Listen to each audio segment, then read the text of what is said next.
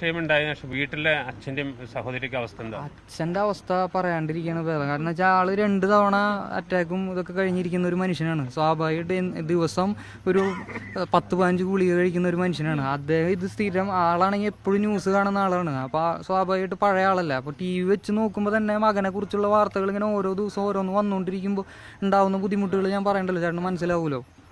അതിൻ്റെ ബുദ്ധിമുട്ടാണ്. പിന്നെ അനിയത്തി എന്ന് പറഞ്ഞു കഴിഞ്ഞാൽ അവൾ ആലപ്പുഴയിലാണ് താമസിക്കുന്നത്.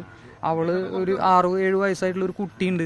ആ കുട്ടിയെ കൊണ്ട് ഇരിക്കുന്ന സമയത്ത്, സ്കൂളിൽ കൊണ്ടുവിടുന്ന സമയത്തൊക്കെ സ്വാഭാവികമായിട്ട് അവളോടും പലരും ചോദിക്കുന്നത്, അവളുടെ പെൺസുഹൃത്തുക്കളും പലരും ചോദിക്കും ഇങ്ങനെ കാര്യങ്ങളുണ്ട് എന്താണ് ഇതെന്നൊക്കെ ചോദിക്കുമ്പോൾ അവൾക്ക് ഭയങ്കരമായ ട്രോമയിലൂടെ തന്നെയാണ് അവൾ കടന്നു പോകുന്നത്. കാരണം അവൾ പഠിക്കുന്നുണ്ട്, പഠിക്കുന്ന സ്ഥലത്തും മറ്റേ ഇങ്ങനത്തെ പ്രശ്നങ്ങളും കാര്യങ്ങളൊക്കെ ഉണ്ടാവും. അപ്പോൾ അതിൻ്റെയൊക്കെ ബുദ്ധിമുട്ടുകൾ നമുക്ക് നന്നായിട്ടുണ്ട്. കാരണം ഇപ്പോൾ 2 ദിവസം മുന്നേ വന്നു പോയുള്ളൂ. അവൾക്ക് അവിടെ വീട്ടിലിരുന്ന് സമാധാനം കിട്ടാതെയാണ് നമ്മുടെ ഒപ്പം വന്നിരുന്നാൽ എന്തെങ്കിലും ഒരു റിലാക്സേഷൻ കിട്ടുമല്ലോ എന്നുള്ള രീതിക്കാണ് അവൾ വന്നത്. ഈ വിഷയങ്ങളൊക്കെ വേടന്റെ ഈ പരിപാടികളെ ബാധിച്ചു തുടങ്ങിയിട്ടുണ്ടോ? എങ്ങനെ ബാധിച്ചു തുടങ്ങിയിട്ടുണ്ടെന്ന് വെച്ചാൽ നമുക്ക് 9-ാം തീയതിയിലത്തെ പരിപാടി പോസ്റ്റ്പോൺ ചെയ്യേണ്ടി വന്നു.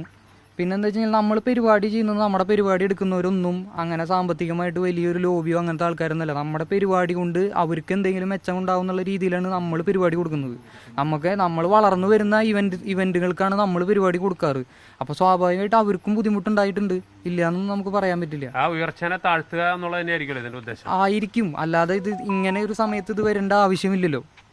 ഇത്ര അംഗീകാരങ്ങളും കാര്യങ്ങളും ഒന്നും നമ്മൾ ആഗ്രഹിച്ചിട്ട് വന്നിട്ടുള്ളതല്ല, നമ്മളെ തേടി വന്നിട്ടുള്ളതാണ്. അപ്പോൾ ഇത് വരുന്നതിന്റെ കൂട്ടത്തിൽ ഇത് കയറി വരുന്നത് സ്വാഭാവികമായിട്ട് നമ്മൾ ചിന്തിച്ചു കഴിഞ്ഞാൽ നമുക്കറിയാം. വേടനായിട്ട് സംസാരിച്ചപ്പോൾ എന്താ പറയുന്നത്?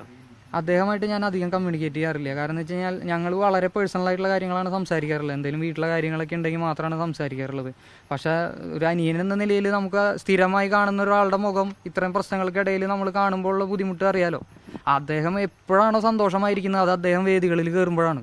അദ്ദേഹത്തിൻ്റെ ജനങ്ങളെ അഭിസംബോധന ചെയ്ത് സംസാരിക്കുമ്പോഴും പാടുമ്പോഴാണ് അദ്ദേഹം ഏറ്റവും ഹാപ്പിയസ്റ്റ് ആയിട്ടിരിക്കുന്നത്. അത് അവസാനിപ്പിക്കുക, ഈ പരിപാടി അവസാനിപ്പിക്കുക എന്നുള്ളൊരു ഉദ്ദേശത്തോടു കൂടി ആരും ശത്രുതയോടു കൂടിയാണ് പെരുമാറുന്നത്. ആരെയാണെങ്കിലും അത് മോശമാണ്. വേടന്റെ ഈ പാട്ടുകളും മറ്റൊക്കെ ഈ സിലബസുകളെയും കയറുമ്പോൾ അത്തരം മേഖലകളിൽ നിന്നുള്ള ശത്രുക്കൾ ഉണ്ടാവില്ല. ഇതുവരെ നേരിട്ട് നമുക്ക് അങ്ങനെയൊന്നും വന്നിട്ടില്ല. നേരിട്ട് നമുക്കൊന്നും അങ്ങനെ വന്നിട്ടില്ല. ഉണ്ടാവുമായിരിക്കാം, എനിക്കറിയില്ല.